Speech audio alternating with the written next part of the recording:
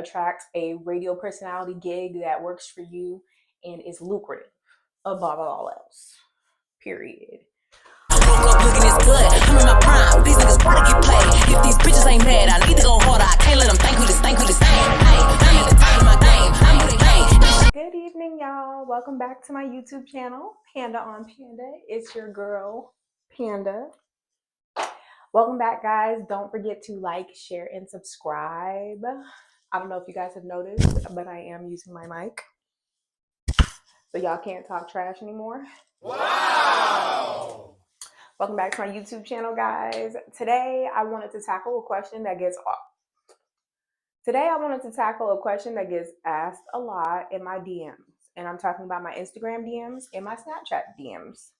A lot of y'all have asked about my radio hosting / personality life, and I feel like a lot of people are just genuinely interested in the radio world and how to get into it. So even though I'm not in it anymore and I moved on to just doing my YouTube and like my own personal ventures, I wanted to answer some of the questions that I see a lot in my messages. So the first question is, how did I get into radio?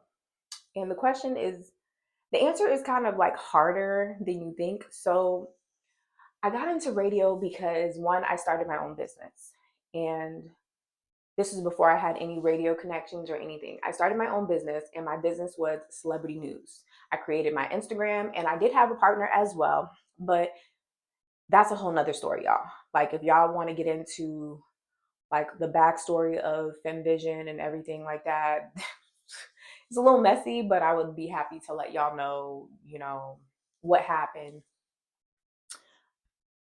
I'm willing to share that story with you guys, but that's not the purpose of this video right now. So how did I become a radio host? I started my own business, and I had a business partner, and we started doing celebrity news on Instagram, and we're talking reporting 24/7. We were just as quick as the Shade Room. Now, 99% of the posts I created and made myself. So technically, I'm not saying it was my business, but I did a lot of the content work for it, and it got a lot of attention, some good, some not so good, because it's celebrity news. And when you're doing celebrity news, you're talking about real human beings. And I think that's something that you should know if you are looking to be in radio, especially if you're covering hot topics in radio, which I absolutely did. So yeah, I created my own business.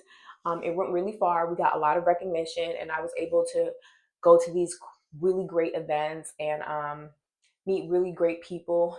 And eventually someone brought our business on their radio show. They were like, yo, your business is dope. We'd love to interview you guys. And I was like, oh my God, that's great. Love to do it. At this point, FemVision was at the peak of its life. We were getting a lot of attention, celebrity and regular people as well. And our like Instagram was jumping very quickly for something that had only been around for a year. It was very exciting. And I think that is probably the biggest blessing I've had in my life, considering that the person I made it with, me and that person don't really get along right now. And well, it's not like we don't get along, we just don't talk. And I don't have beef with anyone, but if I don't talk to you, that means that our relationship is over. I'm one of those types of people. So that's really what it was. But yeah, it put me in a great space, and we got interviewed on the radio station, and I had a good rapport on the radio station. We were talking back and forth. We were talking about FemVision, our goals for our company, what our future would look like. And I really liked the radio hosts that were giving the interview questions. We had a really great conversation, and it was really great on-air connection for it to be the first time. And so after the interview, I was like, oh, do you guys have any open slots? And she was like, yeah, girl, I like the way you talk. You need to come on our show. Da, da, da, da. And I was like, oh, wow, thank you. She offered it to me right on the spot, and I was really, really grateful. Big shout out to J Loso, if you didn't know so. If y'all don't know who she is, she has been my radio partner for years, really. She doesn't do radio right now, but we had reconnected previously and stuff like that, but we are still very well connected, and we might have ventures and like future content. So if you see that, don't be surprised. Her name is J Lo, so once again, big shout out to her. But yeah, she gave me my start in radio, and it kind of just took off from there. But I just wanted to note for you guys that literally it took almost a year of um, reporting. Like I was reporting a lot on celebrities. Like it was endless work and hours before I got recognized and before people really wanted to work with me. So my one advice for people who really want to be a radio personality, someone who wants to be on radio and you want to talk, you want to do all that thing, you got to show your work ethic before you get offered anything. Like you have to put in the work. There is no way around it. No one's just going to offer you a position on the radio just because you want a position on the radio and stuff. My best my best advice for you is to start reporting already. Get you a YouTube, get you an Instagram, report from any social media that you feel comfortable with, even TikTok and stuff, and start doing it there. And then if people like the way you talk, it's just going to naturally happen like that. So I would recommend, yeah, starting on your own. The rest will follow. A radio station will get to you. Start reporting on your own. Make sure your facts are straight. Make sure that you're reporting things that people actually want to listen to and hear. And then eventually you'll get the attention and stuff like that. And that will open doors for like opportunities and stuff.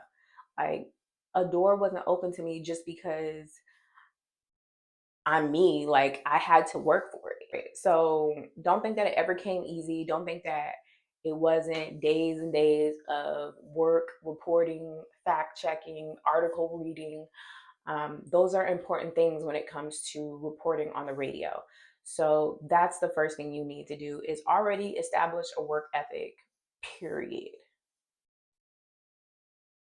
And my last piece of advice for you when you're like doing radio auditions or you're looking to get attached to a radio station and stuff like that is to figure out if the radio station is paying. Because a lot, and I don't want to get too much into it, but a lot of Black radio stations don't pay or don't pay a lot. And all of the YT radio stations get paid. Okay. Fenway radio station gets paid. The Red Sox radio station get paid. Like you just have to double check for yourself. So if you're a person of color and you're looking to work in the radio business, like cross your T's and dot your I's and stuff, and just make sure that it's the right station for you, because a lot of urban stations have a lot of issues and it's not their fault because they don't have the resources.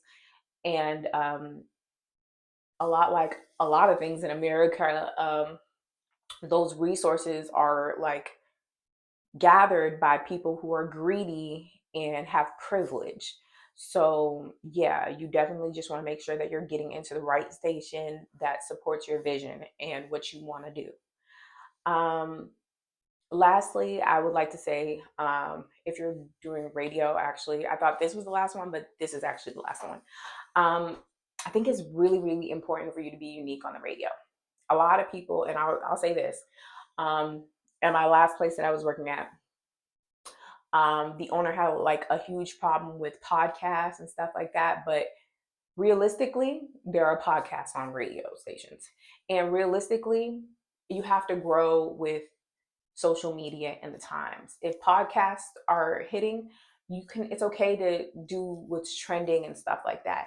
It's okay to advance. It's okay to change the face of radio. Radio is a dying breed and it has been well before I even got into the game. And right now, what it needs is innovation. So bring your new ideas, bring your fresh ideas, because you're going to have to re-jumpstart it. You're going to have to re-jumpstart your radio career. It's not easy, Boogie. And there will be radio stations that like don't agree with your like message or don't agree with the way you decide to run your show. But you have to be strong and firm in what you know. And honestly, yeah, just really, really trust yourself. But be prepared, like I said, to be innovative and do something different on the radio. Because if you're looking to do what Romero and Pebbles have been doing for 15 years, it's not going to work because radio's been dying already. Okay, so obviously we need new ideas to pick the spark back up. It's okay. Everything changes. Things need to evolve. Things need to grow. It's completely healthy. All right, with that being said, guys, I hope that I've helped you out on your radio host slash personality journey. I had to put on my code switching voice for this. Like, seriously. It went back to like what I talk like in corporate America, and that's so weird. But yeah, definitely take all of my advice with a grain of salt. Everybody's different, every radio station is different, but these are the things that I found the most useful and I feel like would be the most useful to share. Let me know if you have any more questions in the comment section. I'd be happy to help. And I hope that you get what you want and get what you deserve. And I hope that you're able to attract a radio personality gig that works for you and is lucrative above all else. Period. All right, guys, that's it for today. You'll see me next week. Bye.